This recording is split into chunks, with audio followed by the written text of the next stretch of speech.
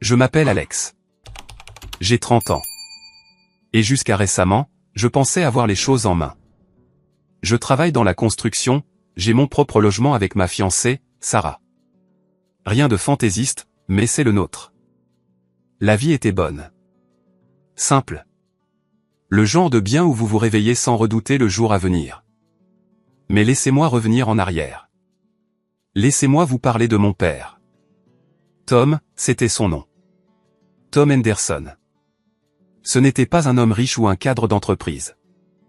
C'était un mécanicien. Il possédait un petit garage en bordure de ville. Le genre d'endroit où les gens connaissaient réellement votre nom, où il réparait votre voiture et vous facturait juste, même si vous manquiez d'argent. Surtout si vous manquiez d'argent. Ma mère est morte quand j'avais 8 ans. Un cancer. Je me souviens à peine de son visage maintenant, ce qui me tue à sa manière. Mais je me souviens de papa. Je me souviens de tout de lui. Il m'a élevé seul. Pas de nounou, pas d'aide. Juste lui et moi contre le monde. Il m'a appris à changer l'huile quand j'avais 10 ans, à donner un coup de poing quand j'avais 12 ans, à traiter les gens avec respect quand j'avais 15 ans. Nous étions une équipe. C'est ce qu'il disait toujours, une équipe. Même après que j'ai déménagé, même après que j'ai rencontré Sarah et eu mon propre logement, nous nous parlions chaque semaine, parfois 2 fois par semaine, il m'appelait, me racontait un client qui avait essayé de discuter une facture ou une voiture ancienne qui était passée par l'atelier. Je lui racontais le projet sur lequel je travaillais, la maison que nous encadrions ou le toit que nous réparions. Nous étions proches, très proches. Puis, il y a environ 3 ans, il a rencontré Véronica. J'aurais dû le voir venir. J'aurais dû le savoir. Mais quand votre vieil homme a été seul pendant plus de 20 ans, quand vous le voyez sourire pour la première fois depuis toujours, vous ne posez pas de questions. Vous voulez juste qu'il soit heureux. Véronica avait 35 ans, blonde, jolie de cette façon qui fait penser aux couvertures de magazines et aux parfums chers. Elle riait à toutes ses blagues. Elle touchait son bras quand elle parlait. Elle le regardait comme s'il avait décroché la lune. Papa était fou d'elle. Il s'illuminait quand il parlait d'elle, comme un adolescent avec son premier coup de foudre. C'était bizarre de le voir comme ça, mais aussi une sorte de beauté, vous savez ? Je voulais qu'il ait ça après toutes ces années passées seul à réparer des voitures et à vivre dans cette même maison où maman était morte. Je voulais qu'il ait quelque chose de bien. Sarah était sceptique dès le premier jour. Je me souviens de la première fois que nous avons tous dîné ensemble. C'était chez papa, la maison où j'ai grandi. Papa avait nettoyé toute la maison, ce qu'il ne faisait jamais. Il était nerveux, ne cessait de vérifier sa montre, de redresser la nappe. Quand Véronica est arrivée, elle a apporté des fleurs et une tarte maison. Aux pommes, la préférée de papa. Elle était parfaite. Trop parfaite. Nous étions assis autour de cette vieille table en chêne dans la salle à manger, celle qui avait appartenu à mon grand-père. Véronica racontait des histoires sur son enfance en Californie, sur sa courte carrière d'organisatrice d'événements, sur la façon dont elle avait toujours voulu trouver un homme bien et s'installer. Elle disait tout ce qu'il fallait dire, riait au bon moment. À un moment donné, elle a parlé de sa jeunesse, comment elle avait fait partie d'une troupe de théâtre au lycée, comment elle avait ce talent de pleurer sur commande. Elle a dit qu'elle pensait juste à quelque chose de triste comme un chiot mort ou une rupture, et boum, des larmes instantanées. Elle l'a démontré là, à table. Les larmes coulaient sur ses joues, puis s'arrêtaient comme si quelqu'un avait appuyé sur un interrupteur. Juste comme ça, papa a ri. Il a trouvé ça hilarant. Il a dit quelque chose comme « Eh bien, maintenant tu joues le rôle principal de ma reine ». Il rayonnait. Absolument rayonnant. Sous la table, Sarah m'a donné un coup de pied au tibia. Je l'ai regardée. Elle ne souriait pas. Elle s'est penchée et a murmuré à mon oreille si doucement que je l'ai à peine entendue. Elle ne plaisante pas. Elle s'entraîne sur lui. J'ai balayé ça du revers de la main. Je pensais que Sarah était paranoïaque, peut-être un peu jalouse que papa ait trouvé quelqu'un. Je lui ai serré la main sous la table et je lui ai lancé un regard qui disait « Donne-lui une chance ». Mais Sarah a continué à observer Véronica toute la nuit. La façon dont elle touchait l'épaule de papa. La façon dont son sourire disparaissait la seconde où il détournait le regard. La façon dont elle jetait un coup d'œil à son téléphone quand elle pensait que personne ne la regardait. Après le dîner, alors que nous rentrions en voiture, Sarah a dit, c'est un plan, elle est trop gentille. C'est un masque. Quelque chose ne va pas avec elle. Je lui ai dit qu'elle réagissait de manière excessive. Je lui ai dit, papa mérite d'être heureux. Je lui ai dit de laisser tomber. J'avais tort. Ils se sont mariés 6 mois plus tard. Petite cérémonie, juste quelques amis, rien de fantaisiste. Papa ne voulait pas de chichi. Véronica a emménagé dans la maison.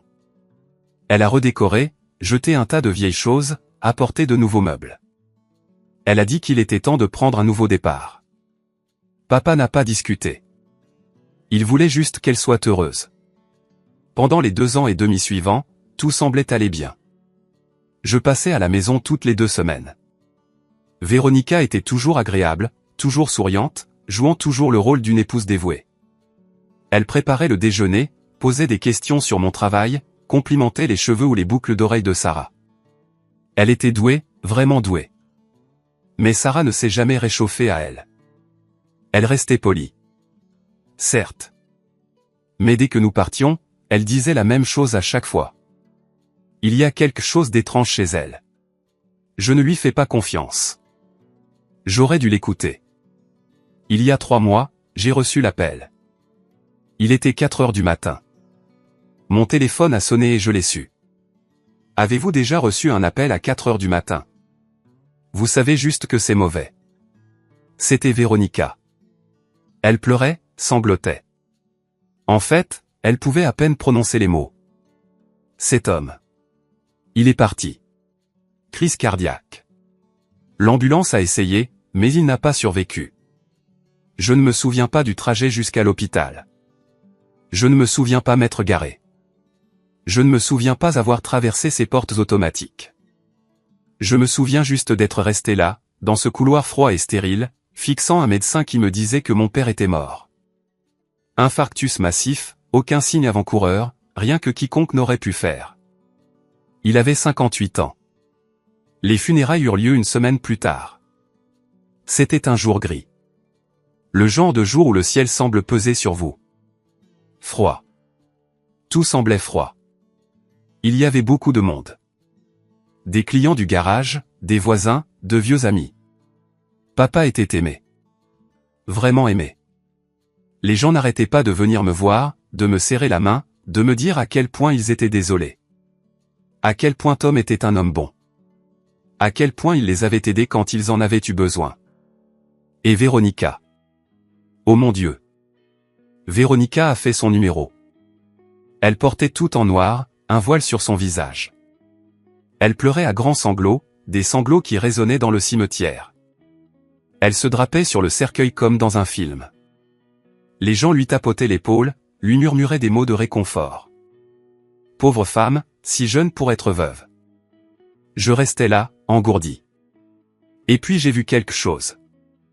Il y eut ce moment, juste un éclair d'une seconde, quand la foule bougea. Les gens se détournèrent pour parler entre eux, pour prendre des mouchoirs, pour regarder les fleurs, et Véronica se redressa. Elle retira son voile, essuya son visage avec sa main, et ses yeux étaient complètement secs. Pas une larme, pas même une tache de mascara. Elle jeta un coup d'œil autour d'elle, s'assurant que personne ne la regardait. Et puis je la vis se pencher vers ce grand homme en costume coûteux. Je ne le reconnus pas. Il se tenait un peu à l'écart, les mains dans les poches, l'air ennuyé. Elle lui murmura quelque chose. Il hocha la tête. Puis elle remit son voile et recommença à sangloter. C'était comme regarder quelqu'un actionner un interrupteur. Et c'est là que j'ai compris. Ce dîner il y a 3 ans, elle parlant de la troupe de théâtre, pleurant sur commande, papa riant, Sarah me murmurant à l'oreille. Elle s'entraîne sur lui. Oh mon Dieu. Ce n'était pas du chagrin. C'était une performance. Elle jouait la comédie. Elle avait joué la comédie tout le temps. J'ai eu la nausée. Je voulais crier. Je voulais la prendre par les épaules et la secouer et exiger de savoir à quoi diable elle jouait, mais je ne pouvais pas bouger. Je suis resté là, figé, la regardant jouer la veuve éplorée pour un public qui s'en régalait. Sarah me serra la main. Elle l'avait vu aussi. Elle n'a rien dit. Elle n'avait pas besoin de le faire. La lecture du testament eut lieu 2 semaines plus tard. L'avocat de papa, un certain Ed, qui le connaissait depuis des années, m'appela dans son bureau. Un petit endroit, qui sentait le vieux papier et le café rance. Véronica était déjà là, assise sur l'une des chaises en face du bureau d'Ed, portant des lunettes de soleil à l'intérieur. Le chic de la veuve du matin, je suppose. Ed semblait mal à l'aise. Il ne cessait de s'éclaircir la gorge, de remuer des papiers. Il lut le testament à haute voix. C'était court, concis. Tout, la maison, le garage, les économies, le camion, tout allait à Véronica. Tout à moi. Il me laissa la vieille Jeep que je conduisais au lycée et une boîte à outils du garage. C'était tout. Je suis resté assis, fixant Ed, essayant de comprendre ce que je venais d'entendre. Je lui ai demandé, « Es-tu sûr? Il a vraiment écrit ça? » Parce que ça n'avait aucun sens. Papa et moi étions proches. Nous étions une équipe. Il ne m'aurait pas évincé comme ça. Ed me regarda avec ses yeux tristes et fatigués. Il dit, « Oui, c'était légitime. Signé et notarié il y a 6 mois. Juste après qu'il ait épousé Véronica. 6 mois. » J'ai regardé Véronica. Elle avait ce petit sourire sur son visage. Pas grand, juste un petit rictus au coin de sa bouche.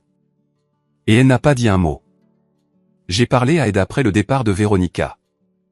Je lui ai demandé s'il y avait quelque chose que je pouvais faire, si nous pouvions contester. Il a dit que je pouvais essayer, mais que ce serait coûteux et que le testament semblait solide. Il a aussi dit autre chose. Quelque chose qui m'est resté en tête.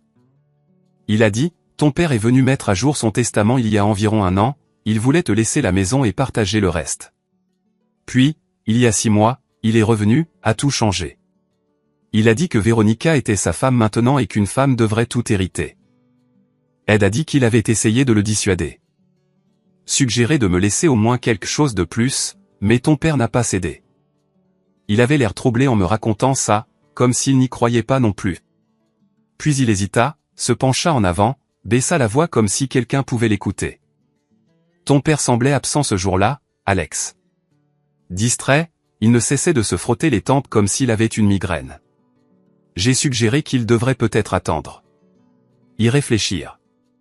Mais il a juste secoué la tête et a signé rapidement comme s'il voulait en finir. Ed fit une pause, jeta un coup d'œil par la fenêtre, puis de nouveau à moi. Et quand il est parti, j'ai regardé sur le parking. Véronica était assise dans la voiture, moteur en marche, juste assise là à regarder la porte, attendant. Il n'a rien dit d'autre. Il n'en avait pas besoin. La façon dont il me regardait, je savais ce qu'il essayait de me dire sans le dire à voix haute. J'ai quitté ce bureau, je suis allé à mon camion et je suis resté là sur le parking pendant 1 heure. Juste assis là à ne rien fixer. Sarah m'a trouvé là quand elle a fini le travail. Elle n'a pas demandé ce qui s'était passé. Elle est juste montée sur le siège passager et m'a tenu la main. J'ai finalement dit à voix haute. Elle l'a empoisonné contre moi. Elle l'a convaincu de changer le testament. Sarah hocha la tête. Je sais. Qu'est-ce qu'on fait? Elle me serra plus fort la main. On se bat. Alors, j'ai engagé un avocat, dépensé $3000 que je n'avais pas pour un type qui a promis qu'il examinerait la question. Il a déposé une contestation, alléguant une influence indue, une possible contrainte. Nous avions un dossier, a-t-il dit. Pas une victoire facile, mais nous avions une chance. 2 semaines plus tard, la réponse de Véronica est arrivée. Elle avait aussi engagé un avocat. Un vrai avocat, le genre avec un bureau d'anglais et une réputation. Son nom était Richard. Je n'oublierai jamais d'être entré dans cette salle d'audience. Elle était petite, juste une audience en fait, mais elle semblait immense. Véronica était déjà assise à la table de la défense dans une robe noire, la veuve éplorée. Et puis son avocat est entré, Richard, grand, la quarantaine, cheveux lissés en arrière, costume coûteux qui coûtait probablement plus cher que mon camion. Et mon sang s'est glacé parce que je l'ai reconnu. C'était un type du cimetière. Celui en costume coûteux, debout sur le côté. Celui à qui elle chuchotait tout en faisant semblant de pleurer sur le cercueil de mon père. Ils se connaissaient avant même la mort de papa. Peut-être bien avant. J'ai attrapé le bras de mon avocat et je lui ai dit. C'est le type des funérailles. Il était là. Ils étaient ensemble. Mon avocat a juste hoché la tête lentement, a pris des notes, mais je pouvais le voir dans ses yeux. Il savait ce que je savais. Ce n'était pas seulement une question d'argent. C'était planifié. Mon avocat était bon, mais Richard était un requin. Le genre de type qui sourit avec ses dents, mais pas avec ses yeux. Il a démoli tous les arguments que nous avons avancés. Il avait des documents. Il avait des témoins qui disaient que papa était sain d'esprit. Il avait des horodatage et des emails et des relevés montrant que papa avait initié le changement de testament lui-même. Et puis pendant une pause, je les ai vus. Richard et Véronica debout dans le couloir. Il s'est penché, lui a dit quelque chose à l'oreille. Elle a souri, puis il a posé sa main sur le bas de son dos. Très décontracté, très familier. Ils étaient ensemble. Ils avaient été ensemble tout le temps. Nous avons perdu. Le juge a statué en faveur de Véronica. Le testament a été maintenu. Tout lui appartenait. Mon avocat a dit que nous pouvions faire appel, mais que cela coûterait 15 000 $ de plus, peut-être plus, et que nous perdrions probablement encore. Je n'avais pas 15 000 $. J'avais déjà vidé mes économies pour en arriver là. Sarah et moi étions en retard sur le loyer. Nous avions accumulé des dettes de cartes de crédit. Nous nous noyions. Je n'avais plus rien pour me battre. Véronica est sortie de cette salle d'audience avec Richard à ses côtés. Elle ne m'a même pas regardé. Elle est juste passée devant moi. Il cliquait sur le carrelage comme si je n'existais pas. J'ai passé les 2 mois suivants dans un brouillard. Je suis allé travailler. Je suis rentré à la maison. Je fixais la télévision. Sarah a essayé de m'en sortir, mais je n'arrivais pas à m'en débarrasser. La colère, l'incrédulité, le sentiment accablant d'avoir été volé de quelque chose qui n'était même pas une question d'argent. C'était à propos de mon père, de sa mémoire, de la vie que nous avions eue ensemble, et du fait qu'elle avait tout pris et l'avait transformé en quelque chose de laid. Je pensais que c'était ça. Je pensais avoir perdu. Et c'était la fin de l'histoire. Puis, un après-midi, mon téléphone a sonné. Un numéro connu. J'ai failli ne pas répondre, mais je l'ai fait. C'était Véronica. Elle n'a pas perdu de temps en politesse. Elle a juste dit d'une voix froide et monocorde, « Je vends la maison. Je dois vous demander de venir récupérer vos affaires. Si vous ne le faites pas, j'appelle une entreprise de débarras pour tout emporter. » J'ai demandé quand, elle a dit, « Ce week-end, samedi matin. Soyez là avant 9 h ou ne vous dérangez pas. » Puis elle a raccroché. Je suis resté là, fixant mon téléphone. Sarah était dans la cuisine. Elle m'a regardé, a vu mon visage et a demandé ce qui s'était passé. Je lui ai dit. Elle n'a rien dit pendant un long moment. Puis elle a dit, « Allons chercher tes affaires, et voyons ce qu'elle jette d'autre. » Le samedi matin arriva trop vite. Je me suis réveillé à 6 h, je ne pouvais de toute façon pas dormir. Sarah était déjà réveillée, assise à la table de la cuisine avec son café, fixant le vide. Elle me regarda quand j'entrai, ne dit rien, se contenta de hocher la tête. Nous savions tous les deux ce qu'était aujourd'hui. Le trajet jusqu'à la maison de papa dura 20 minutes. Avant c'était 15, mais je roulais lentement. Je procrastinais, je suppose. Sarah était assise sur le siège passager, silencieuse, sa main reposant sur la mienne de temps en temps. Elle savait que je me noyais. Elle me regardait me noyer depuis 2 mois. Quand nous avons tourné sur Maple Street, je l'ai vu. Le panneau à vendre, grand, professionnel, juste là dans le jardin de devant comme une gifle. Century 21. Prix demandé 1,2 million de $. 1,2 million de $. Je me suis garé sur le côté et je suis resté là 1 seconde, moteur au ralenti, fixant ce panneau. Cette maison. La maison où j'ai grandi. La maison où papa m'a appris à faire du vélo. Où nous prenions le petit déjeuner de Noël chaque année. Où maman est morte et maintenant elle avait un prix. Sarah me toucha le bras. On devrait y aller. Oui. Oui, on devrait. Il pleuvait. bien sûr, il pleuvait. Pas fort. Juste cette bruine froide et misérable qui vous transperce la veste et rend tout pire que ce que c'est déjà. Le genre de pluie qui vous coule dans le col, le long du cou, et reste là. Je suis descendu du camion, j'ai remonté l'allée, et c'est là que je l'ai vu. Le tas, juste là sur l'asphalte mouillé sous la pluie. Un tas de choses juste jetées par terre comme des ordures. Des cartons, des vêtements, des outils, des cadres photos, mes vieux annuaires de lycée, les bottes de travail de papa, tout ça jeté, trempé. Et au milieu de tout ça, la table de grand-père. C'était cette grande table à manger en chêne massif qui était dans notre famille depuis des décennies. Mon grand-père l'avait fabriquée lui-même dans les années 50. Elle était lourde comme l'enfer, en bois foncé, d'un magnifique artisanat. Papa passait sa main dessus et disait qu'elle était faite pour durer éternellement. Et la voilà, assise sous la pluie, l'eau s'accumulant à la surface, la finition commençant déjà à s'écailler et à cloquer à cause de l'humidité. Je suis resté là, fixant.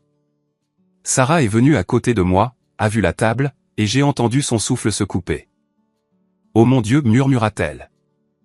La porte d'entrée s'ouvrit. Véronica sortit sur le porche. Elle portait un jean de créateur et un pull blanc, les cheveux tirés en arrière en queue de cheval. Elle avait l'air agacée, comme si tout cela était un inconvénient. Elle me regarda le tas, puis de nouveau moi. « Tu es en retard » dit-elle. Je t'ai dit 9 heures. Il était 8h55. Je ne répondis pas. Je me contentais de marcher jusqu'à la table, de poser ma main sur la surface mouillée. Le bois était froid, glissant, ruiné. Je la regardais. « Tu as jeté la table dehors sous la pluie ?» Elle haussa les épaules. « Je suis en train d'aménager la maison. J'ai commandé de nouveaux meubles d'Italie. Ce vieux truc ne correspond pas à l'esthétique. » J'ai senti quelque chose se briser en moi. C'était la table de mon grand-père. Papa aimait cette table. Elle roula des yeux. Elle roula vraiment des yeux. C'est juste des meubles, Alex. Et techniquement, ce sont mes meubles. Tout dans cette maison est à moi. Si tu le veux, prends-le. Sinon, l'entreprise de débarras vient lundi. Sarah s'avança et je pouvais dire qu'elle était sur le point de dire quelque chose.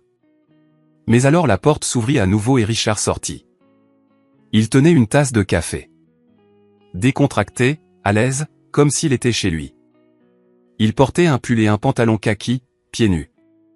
Il avait l'air de s'être juste réveillé dans la maison de mon père, peut-être dans les vêtements de mon père. Je ne sais pas.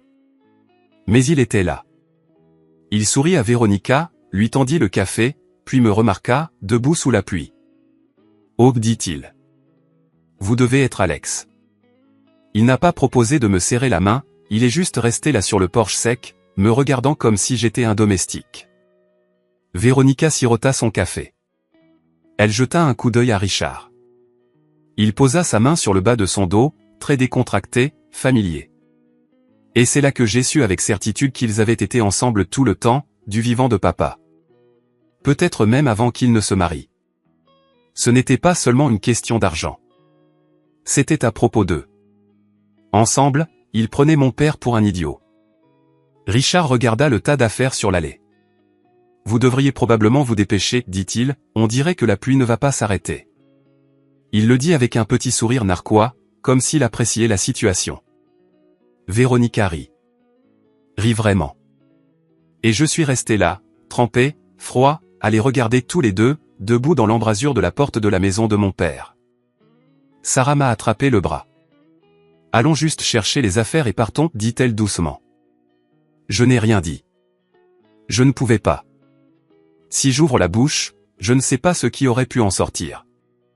Alors, je me suis juste retourné et j'ai commencé à charger le camion. La table était la première. Elle était lourde, gorgée d'eau. Le bois avait gonflé à cause de la pluie et je pouvais à peine la saisir. Sarah a aidé, mais il nous a quand même fallu 10 minutes pour la hisser dans la benne de la Jeep. Mes mains étaient gelées. Mon dos me faisait mal. Mon jean était trempé. Tout le temps, je les entendais sur le porche parler, rire. Richard a dit quelque chose que je ne pouvais pas distinguer. Et Véronica a ri à nouveau. J'ai jeté un coup d'œil en arrière une fois, je l'ai vu l'embrasser là, sur le porche, devant moi, comme si je n'existais pas, comme si papa n'avait jamais existé. Nous avons chargé le reste des affaires, des cartons d'outils, de vieux vêtements, quelques albums photos déjà abîmés par la pluie, une lampe cassée, une boîte de DVD que personne ne voulait. C'était de la ferraille. C'est ce que j'ai ressenti. Toute mon enfance réduite à de la ferraille sur une allée. Quand nous avons eu fini, j'ai fermé le haillon, je suis resté là une seconde, regardant la maison une dernière fois. Véronica était toujours sur le porche. Elle a fait un signe de la main, pas un signe amical, un signe de renvoi, comme si elle disait « D'accord, c'est bon. Tu peux partir maintenant. » Je suis monté dans le camion. Sarah est montée à côté de moi. Aucun de nous n'a dit un mot. Je suis parti. Nous ne sommes pas rentrés chez nous. Notre appartement était petit. Exigu. Nous louions un appartement d'une chambre dans le nord de la ville, et il était à peine assez grand pour nous, encore moins pour une table en chêne géante et un tas de cartons. Alors, j'ai conduit jusqu'au garde-meuble. Enfin, pas un garde-meuble, le garage de mon ami Jake. Jake et moi sommes allés au lycée ensemble. Il possédait une petite maison avec un garage pour 2 voitures, et il me laissait utiliser la moitié gratuitement depuis que je l'avais aidé à construire une terrasse l'été dernier. Le garage était froid, sol en béton, pas de chauffage, mais il était sec et gratuit. Je me suis garé, j'ai déverrouillé la porte latérale, et nous avons commencé à décharger. La table était un cauchemar à déplacer. Elle était devenue encore plus lourde avec toute l'eau qu'elle avait absorbée. Sarah et moi avons eu du mal à passer par la porte étroite, raclant le cadre, la faisant presque tomber 2 fois. Au moment où nous sommes entrés et l'avons posée au milieu du sol, je transpirais malgré le froid. Nous avons apporté les cartons, les avons empilés contre le mur. Tout le temps, je sentais ce poids dans ma poitrine, comme si je ne pouvais pas respirer, comme si j'étouffais sous l'injustice de tout cela. Quand nous avons eu fini, Sarah m'a regardé. « Tu vas bien ? » « Non. » Elle hocha la tête, n'insista pas, resta juste là avec moi dans ce garage froid, fixant la table. Nous l'avons laissé là, nous sommes rentrés. J'ai pris une douche chaude et j'ai essayé de me débarrasser du froid, de la pluie et de la colère, mais ça n'a pas marché. Rien n'a marché. Pendant les 2 semaines suivantes, je ne suis pas allé près de ce garage. Je n'ai pas pensé à la table. Je n'ai pas pensé à la maison de papa, ni à Véronica, ni à Richard, ni à rien de tout ça. Je suis juste allé travailler, je suis rentré à la maison et j'ai essayé de garder la tête hors de l'eau. Mais les factures n'arrêtaient pas d'arriver, les relevés de cartes de crédit, les avis de recouvrement. Nous nous noyions sous les dettes dues aux frais juridiques. Et chaque fois que j'ouvrais le courrier, ça me donnait un autre coup de poing dans l'estomac. Sarah couvrait une plus grande partie du loyer, faisait des heures supplémentaires à l'hôpital où elle travaillait comme infirmière. Elle ne se plaignait pas, mais je pouvais voir que ça la rongeait. L'épuisement, le stress, et je ne pouvais rien y faire. 3 semaines après avoir récupéré la table, je me suis retrouvé de nouveau dans le garage de Jake. Il était tard, peut-être 22 heures. Je ne pouvais pas dormir, pas rester immobile. Alors, j'ai roulé jusqu'à là, j'ai déverrouillé la porte, et je suis resté là, à fixer la table dans la faible lumière d'une seule ampoule suspendue au plafond. Elle avait séché depuis. La surface était déformée par endroits. La finition était ruinée. Il y avait des taches d'eau et des fissures dans le bois. Ça avait l'air horrible. Je m'y suis approché, j'ai passé ma main sur la surface. Elle était rugueuse, abîmée, tout comme moi. Je ne sais pas ce qui m'a pris. Peut-être la colère. Peut-être le chagrin. Peut-être que j'avais juste besoin de casser quelque chose. Mais j'ai regardé cette table et j'ai pensé, à quoi bon? Pourquoi la gardais-je? Des souvenirs. Des souvenirs d'un homme qui m'avait exclu de son testament. Des souvenirs d'une famille qui n'existait plus. Je devrais juste m'en débarrasser, la couper en morceaux, la brûler, la transformer en bois de chauffage et oublier qu'elle ait jamais existé. J'ai ouvert l'un des tiroirs où j'ai essayé. Il était coincé, gonflé par l'eau. J'ai tiré dessus fort et il a finalement glissé avec un crissement de bois sur bois. À l'intérieur, il y avait des vieilleries, de vieux reçus, des trombones, des élastiques, de la poussière, des toiles d'araignée, des décennies de bric-à-brac accumulées que personne n'avait jamais nettoyées. J'ai tiré le tiroir à fond, j'ai vidé le contenu dans un sac poubelle. Puis j'ai tiré le suivant. La même chose, d'autres vieilleries. Le tiroir du bas était le pire. Il était coincé solidement. J'ai dû vraiment tirer dessus. Et quand il a finalement cédé, il m'a presque renversé. Plus de vieilleries. Mais au fond, il y avait ce vieux morceau de papier sale tapissant le tiroir. Je l'ai attrapé et j'ai tiré. Il s'est déchiré en morceaux, cassant et sale. J'étais sur le point de le jeter dans le sac poubelle quand j'ai remarqué quelque chose. Le fond du tiroir semblait étrange, trop haut, comme s'il y avait un espace en dessous qui ne devrait pas être là. J'ai passé mes doigts le long du bord, j'ai senti la couture. J'ai pris un tournevis de l'établi de Jacques et je l'ai calé sous le coin du faux fond. Le bois a grincé. J'ai forcé davantage et soudain, toute la pièce de contreplaqué a sauté. En dessous se trouvait une cavité, un espace caché, et à l'intérieur de cet espace se trouvait une grande enveloppe plate, vieille, faite d'une sorte de papier épais et huilé, brun, taché, mais intact. Je l'ai fixée une seconde, puis je l'ai sortie. Elle était lourde, plus lourde qu'elle n'aurait dû l'être pour du simple papier. Je l'ai retournée dans mes mains. Il n'y avait aucune écriture dessus, aucune étiquette, juste cette vieille enveloppe que quelqu'un avait cachée au fond d'un tiroir des décennies auparavant. Je l'ai ouverte avec précaution. Le rabat était rentré, non scellé. À l'intérieur se trouvaient des feuilles de papier, du papier épais, plié. J'en ai sorti une et je l'ai dépliée. Elle était grande, peut-être 3 pieds sur 2, couverte de lignes, de textes et de dessins. Une carte, vieille, vraiment vieille. Et puis j'ai entendu la porte s'ouvrir derrière moi. Sarah. Elle tenait 2 tasses de café de la station-service en bas de la rue. Elle me regarda la table, l'enveloppe dans ma main.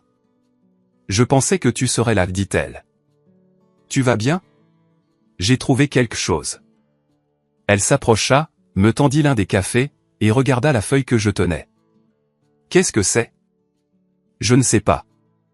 Elle posa son café et me prit la feuille, la levant à la faible lumière de l'ampoule du plafond.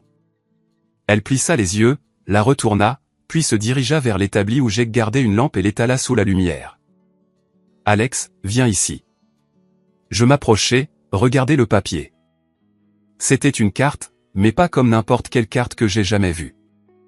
Les continents étaient étrangement formés. L'Europe et l'Afrique à droite. Et sur le côté gauche, cette bande de terre étroite, étrange, incomplète, comme si celui qui l'avait dessinée devinait. Il y avait du texte partout. Du latin, une vieille écriture, des bordures décoratives. Et puis Sarah désigna quelque chose dans le coin inférieur gauche. Là, regardez-je, un mot écrit en lettres ornementales. America. Les mains de Sarah tremblaient légèrement alors qu'elle tenait le bord du papier. Alex, ce n'est pas une reproduction. Regarde la texture. Regarde la façon dont l'encre se dépose sur le papier. C'était imprimé à la main. C'est original. Je l'ai fixé, l'encre décolorée. Les étranges proportions des continents. Les mots latins que je ne pouvais pas lire. Qu'est-ce que tu dis? Elle replia soigneusement la feuille et regarda l'enveloppe. Il y avait d'autres feuilles à l'intérieur. Elle les sortit une par une, 12 au total, toutes de la même taille, toutes couvertes de cartes, de textes et d'illustrations. Je dis que ça pourrait valoir quelque chose, dit-elle doucement. Je ne sais pas quoi, mais il faut montrer ça à quelqu'un qui sait. Comme qui? Elle réfléchit une seconde. Marc, ton ami Marc, le professeur d'histoire. J'ai failli rire. Marc était un gars avec qui j'étais allé à l'université pendant exactement un semestre avant que j'abandonne pour aider papa au garage. Il a fini par obtenir un doctorat en histoire et enseignait maintenant au collège communautaire. Nous prenions encore parfois une bière. C'était un bon gars. Un nerd, mais un bon gars. Tu penses que Marc va s'intéresser à une vieille carte au hasard? Sarah me regarda. Me regarda vraiment. Alex, souviens-toi. Où exactement ton grand-père a-t-il eu cette table? Ton père l'a-t-il déjà dit? Je fronçai les sourcils, essayant de me souvenir à travers le brouillard du chagrin et de l'épuisement. Oui. Oui. Papa racontait toujours cette histoire.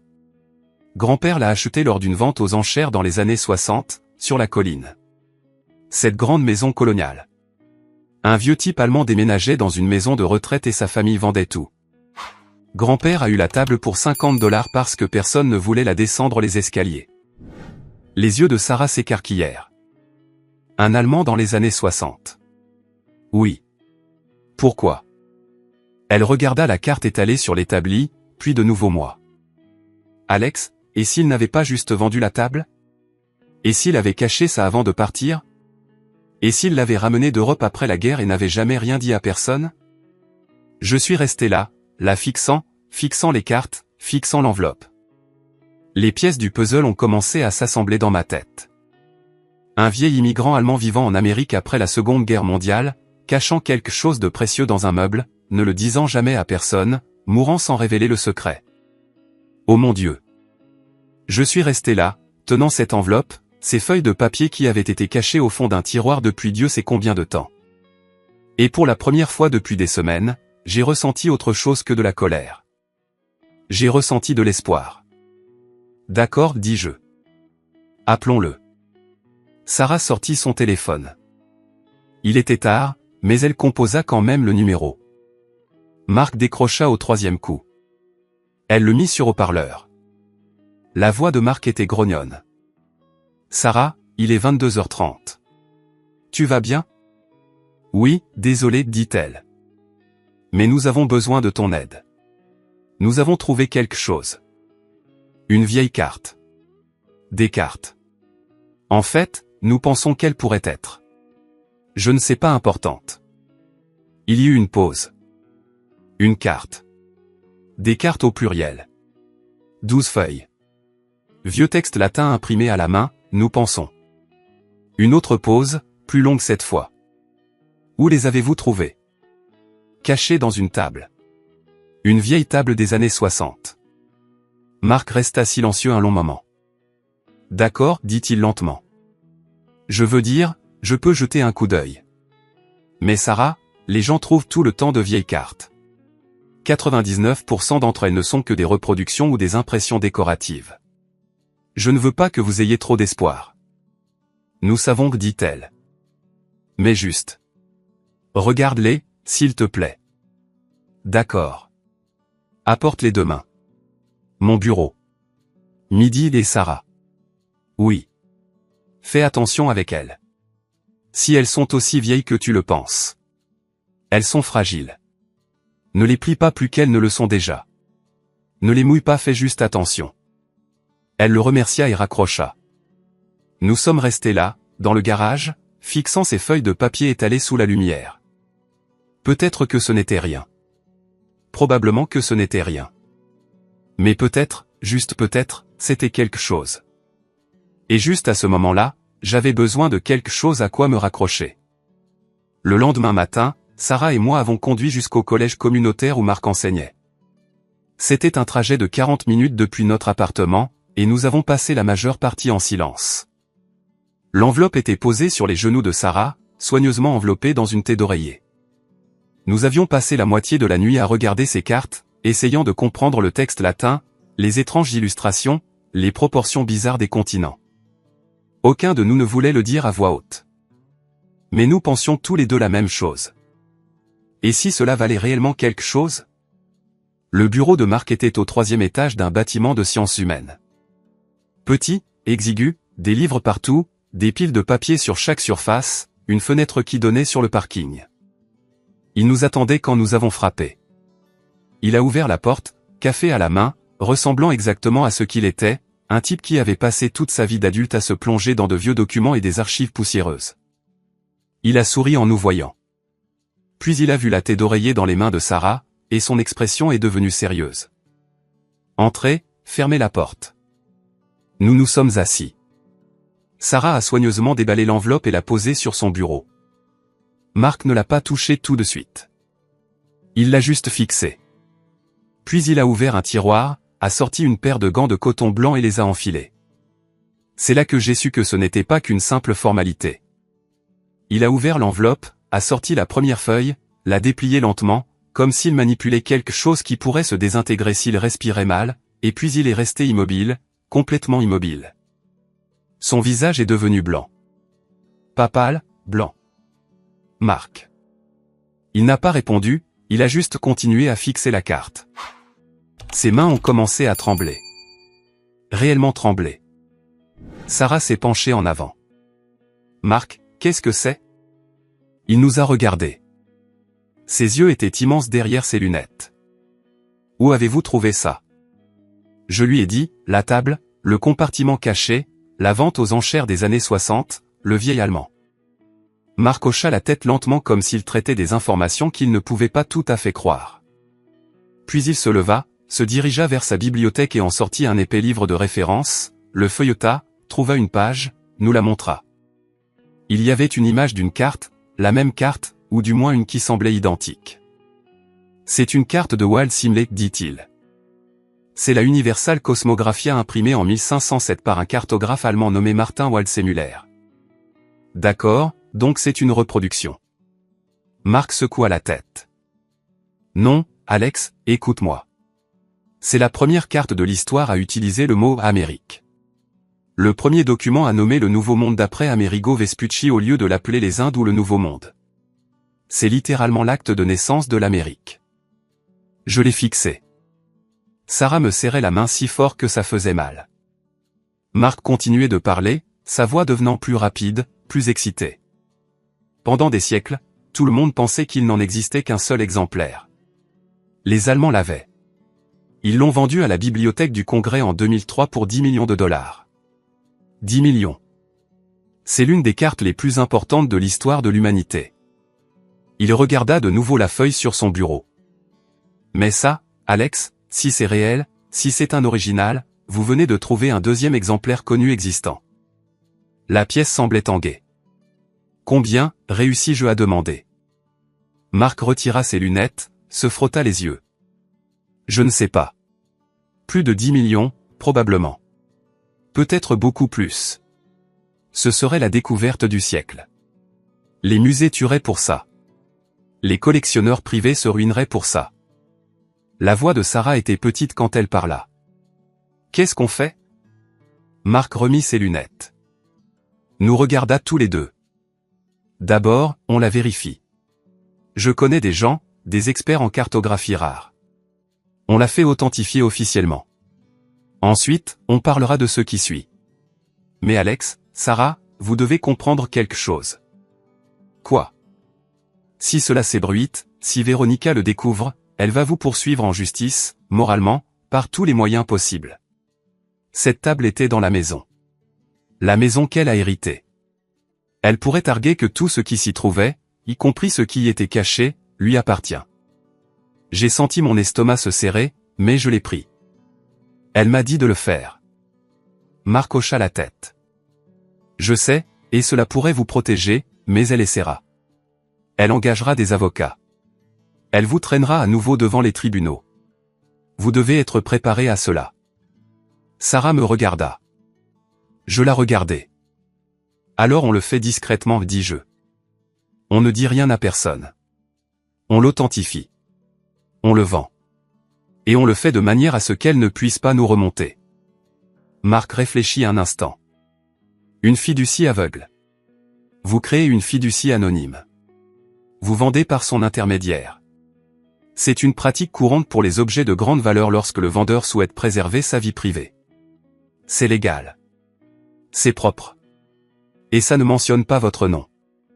Au cours des 3 semaines suivantes, nous avons vécu dans une sorte de panique contrôlée. Marc nous a mis en contact avec une experte à New York, une femme nommée Dr Elisabeth Chain, spécialisée dans la cartographie de la Renaissance. Nous y avons conduit, les cartes enveloppées dans du papier d'archivage dans une mallette verrouillée. Nous n'avons dit à personne où nous allions. Le docteur Chain a examiné les cartes pendant 6 heures. Utilisant un équipement spécialisé, elle a testé le papier, l'encre, les impressions des plaques d'impression. Quand elle a eu fini, elle nous a regardés comme si nous venions d'entrer avec le Saint Graal. C'est authentique, dit-elle. Aucun doute. C'est un Waldseemüller de 1507, la technique d'impression, la composition du papier, les motifs d'oxydation. Tout correspond. Félicitations. Vous possédez un morceau d'histoire. Nous avons établi la fiducie aveugle par l'intermédiaire d'un avocat recommandé par Marc. Cela nous a coûté $5 000 que nous n'avions pas. Mais nous l'avons mis sur une carte de crédit et avons espéré de tout notre cœur que cela fonctionnerait. La fiducie a été enregistrée au Delaware, complètement anonyme, juridiquement à l'épreuve des balles. Les cartes seraient vendues sous le nom de la fiducie, pas le mien. L'acheteur ne saurait jamais qui était le vendeur. Et surtout, Véronica ne le saurait jamais. Le docteur Chin nous a aidés à entrer en contact avec Sab pour la vente aux enchères. Ils étaient ravis. C'était le genre de choses qui faisaient des carrières. Ils ont estimé que les cartes se vendraient entre 12 et 15 millions de dollars. 12 et 15 millions de dollars. Je n'arrivais pas à y croire. La vente aux enchères a eu lieu à Londres. Nous n'y sommes pas allés.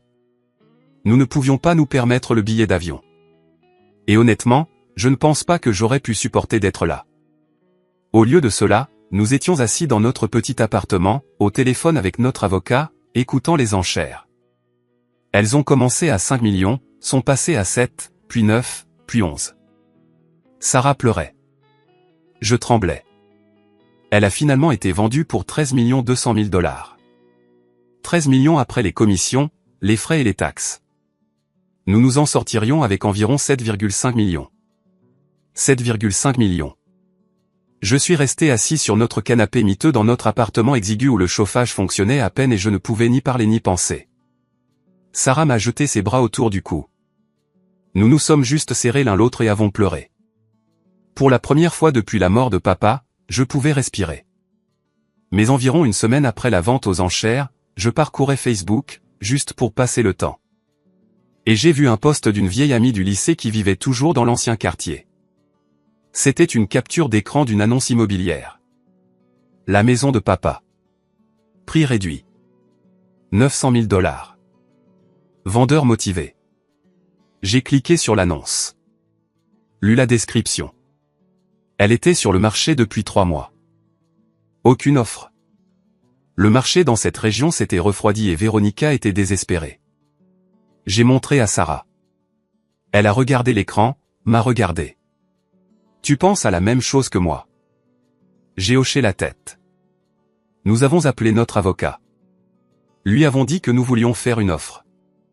850 000 dollars en espèces, clôture en 48 heures, mais cela devait passer par la fiducie. Acheteur anonyme, pas de nom, juste de l'argent. Notre avocat a adoré. Il a dit que c'était une justice poétique. L'offre a été acceptée cet après-midi-là. L'agent immobilier de Véronica l'a appelé et, d'après ce que nous avons entendu plus tard, elle a sauté sur l'occasion. Elle n'a même pas essayé de négocier. Elle avait besoin de l'argent rapidement. Elle vivait au-dessus de ses moyens, dilapidait les économies de papa, et Richard l'aidait à les dépenser. Restaurant chic, voyage à Vegas, une BMW louée qu'elle ne pouvait pas se permettre. L'argent s'épuisait, et elle paniquait. Elle a accepté l'offre en moins d'une heure. La clôture était fixée au vendredi matin. Nous avons signé les papiers à distance. Véronica a signé les siens à l'agence immobilière, pensant probablement qu'elle venait de réaliser l'affaire de sa vie, vendant une maison qui avait besoin de travaux pour 850 000 dollars en espèces. Je voulais être là quand elle découvrirait qui était l'acheteur. Alors, vendredi après-midi, après que l'encre eut séché et que l'acte fut transféré, je me suis rendu à la maison. Sarah est venue avec moi, en soutien moral. Quand nous nous sommes arrêtés, il y avait un camion de déménagement dans l'allée. Véronica chargeait des cartons dans un SUV Mercedes. La voiture de Richard, je suppose. Elle portait des vêtements de sport et des lunettes de soleil, l'air de quelqu'un qui venait de gagner à la loterie. Puis elle m'a vu sortir de mon camion. Son visage est passé de suffisant, à confus, puis à agacé en environ 3 secondes. Elle s'est approchée, les mains sur les hanches. « Qu'est-ce que tu fais ici, Alex ? » La maison est vendue. Les nouveaux propriétaires signent aujourd'hui. Tu dois partir. J'ai fouillé dans ma poche, j'ai sorti les clés. Son expression se figea. Je sais que c'est vieux, dis-je calmement.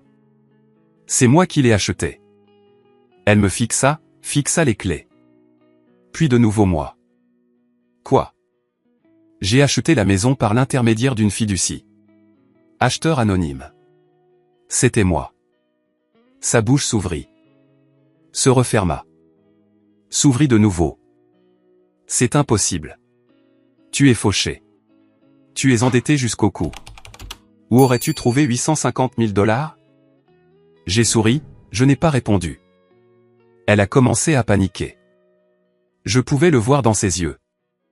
Les rouages tournaient, les pièces s'assemblaient. Où as-tu trouvé l'argent, Alex? Tu l'as volé? Tu as cambriolé une banque? Tu as des problèmes? Parce que si c'est le cas, cette vente peut être annulée.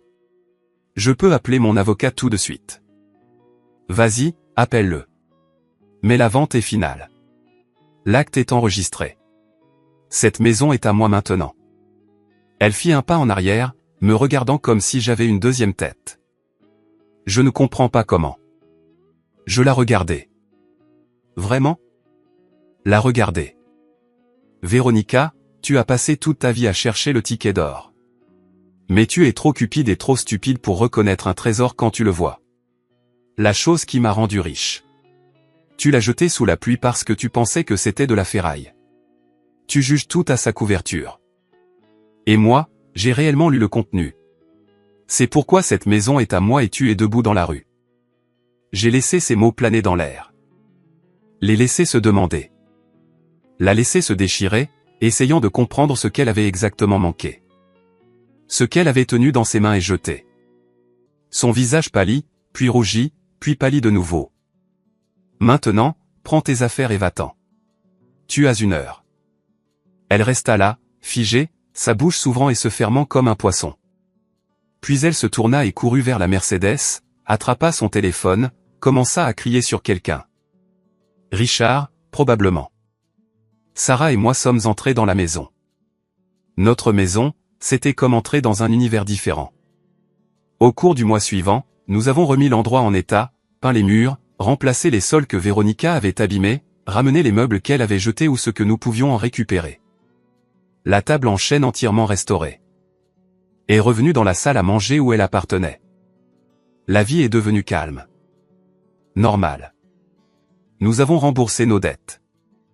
Mis en place des fonds universitaires pour les enfants que nous n'avions pas encore. Investi le reste. Nous n'avons pas quitté nos emplois.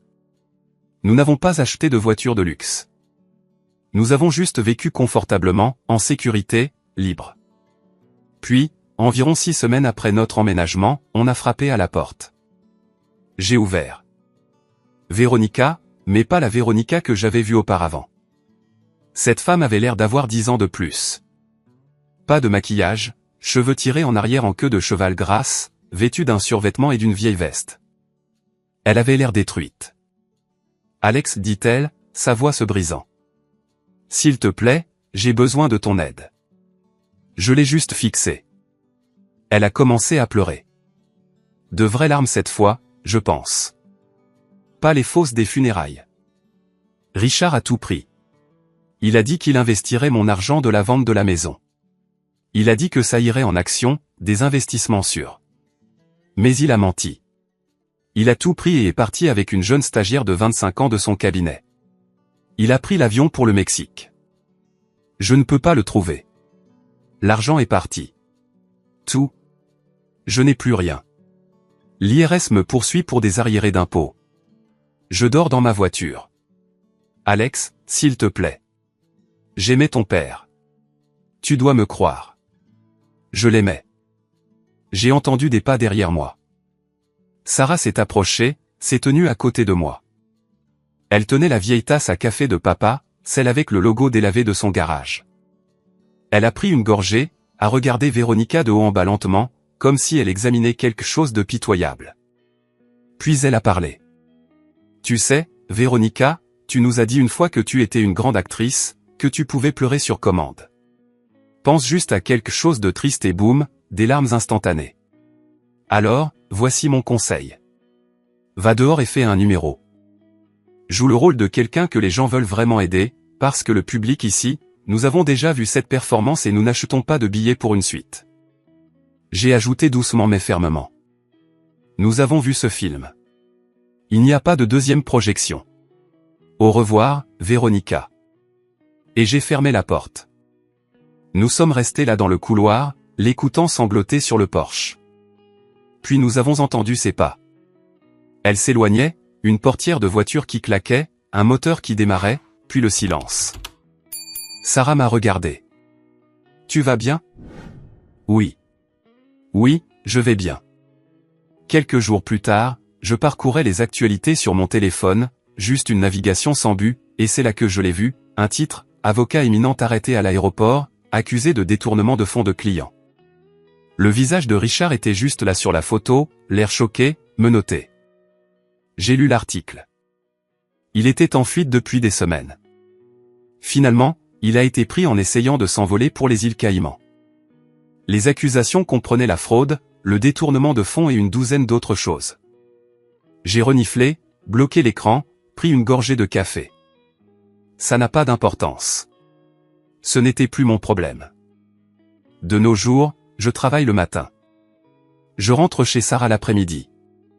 Nous préparons le dîner ensemble dans la cuisine de papa. Nous nous asseyons à la table de grand-père. La maison revit, comme quand j'étais enfant. Et parfois le soir, je m'assois dans le vieux bureau de papa, la pièce où il faisait la paperasse, et j'écoute la radio. Les tables sont là maintenant, restaurées, polies, magnifiques. Je passe ma main sur le bois, je sens le grain sous mes doigts, et je pense à lui, à tout ce qu'il m'a appris. Au fait que même après son départ, même après que Véronica ait essayé de tout prendre, il a quand même trouvé un moyen de prendre soin de moi. Je ne le dis pas souvent à voix haute, mais cette nuit-là, assis là dans le silence, je l'ai fait. Merci, papa. Tu as quand même tenu tes promesses. Et je jure que juste une seconde, je pouvais le sentir là avec moi, souriant.